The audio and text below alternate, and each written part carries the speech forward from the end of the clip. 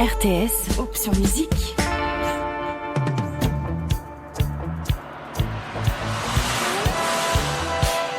Il y a des gens qui embellissent la musique, il y a des gens qui embellissent nos vies, et Quincy Jones en faisait partie. Quincy Jones, né en 1933 à Chicago, s'est passionné pour la musique dès son plus jeune âge. Il s'est intéressé dans un premier temps au piano et a eu la chance de pouvoir intégrer un orchestre fantastique, celui de Lionel Hampton, où il s'est spécialisé avec un autre instrument, la trompette, et avait la qualité aussi d'arrangeur musical pour ce groupe. Par la suite, en 1956, Quincy Jones a la chance de croiser la route d'un autre grand nom du jazz, Dizzy Gillespie. Là aussi, c'est comme trompettiste et directeur musical du Big Band qu'il est engagé.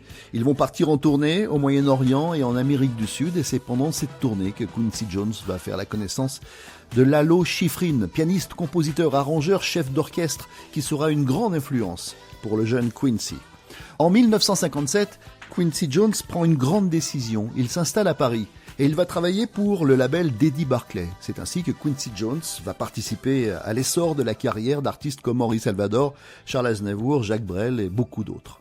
Mais c'est en retournant aux États-Unis que la carrière musicale de Quincy Jones va véritablement prendre de l'importance. Il devient directeur musical du label Mercury et ainsi il va participer à l'enregistrement et aux arrangements des albums de nombreux artistes comme Frank Sinatra, Barbara Streisand, Nana Mouskouri ou encore Tony Bennett. The shadow of your smile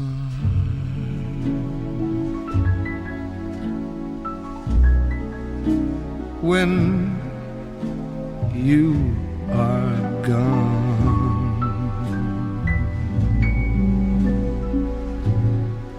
will color all my dreams.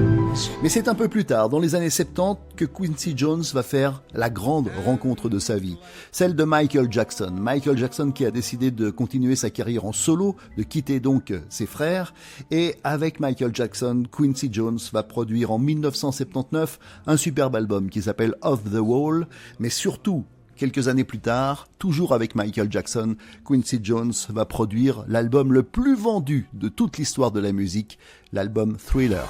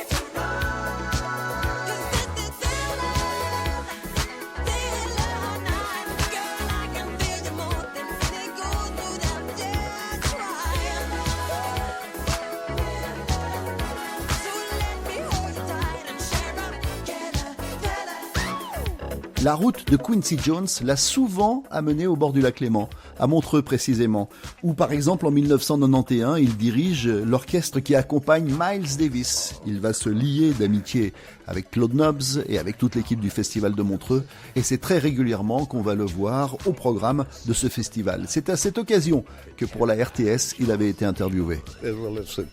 One of the most prized possessions I have is a picture from Duke Ellington. Un des objets qui m'est le plus cher est une photo de Duke Ellington. J'ai produit un de ses concerts en 71. Je crois que c'était un de mes premiers. Et personne ne voulait le faire. Je me suis fâché et j'ai dit, si, on va le faire. Et on a fait Duke, We Love You Madly. Vous l'avez vu? C'est incroyable.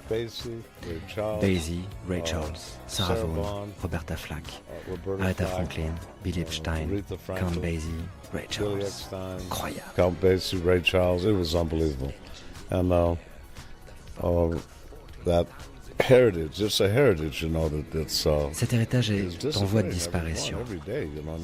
C'est terrifiant pour moi. C'est la musique de mes débuts. C'était plus facile à l'époque parce que c'était la musique de notre temps. of the music of our time, but back in those days, À l'époque, we were young. Ray Charles et moi and I avions were 14 14 et and 16 ans. 16. We played everything. Nous jouions de tout, Bebop, du bebop, music, de la pop, John Philip Sousa, jouer Basie, du rhythm and blues. We play everything, rhythm and blues, and that's when people started. Quand on s'étonnait que je travaillais avec Michael Jackson, j'ai rétorqué, mais je fais ça depuis toujours. Ça fait partie de mon histoire, de ma culture. It was part of our culture, part of our history and culture. And I like Duke Ellington gave me a picture right after that and says. Duke Ellington m'a donné une photo peu après. Il m'a dit continue à faire de la décatégorisation de la musique américaine parce que moi, je déteste la catégorisation. La musique est soit bonne, soit mauvaise. It's good or it's bad. Le décès d'un artiste est toujours l'occasion de se replonger dans sa carrière, de se rappeler de ses plus grands succès. Et en ce qui concerne Quincy Jones, la palette est très très large. Je voudrais, pour évoquer son talent, vous proposer d'écouter cette chanson 1985 sur une idée initiale de Harry Belafonte et avec la collaboration de Lionel Richie et de Stevie Wonder. Quincy Jones est le coproducteur d'une chanson qui va faire le tour du monde, We Are the World, au profit de l'œuvre caritative USA for Africa. Tous les plus grands artistes américains des années 80 sont au rendez-vous et Quincy Jones dirige tout le monde.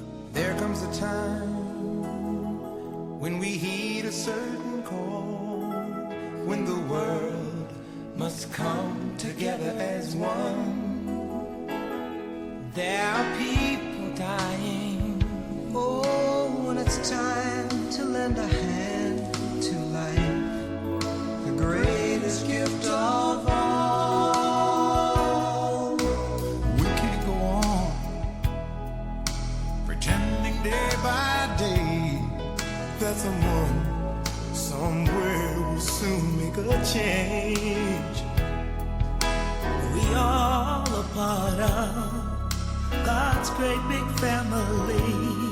And the truth, you know, love is all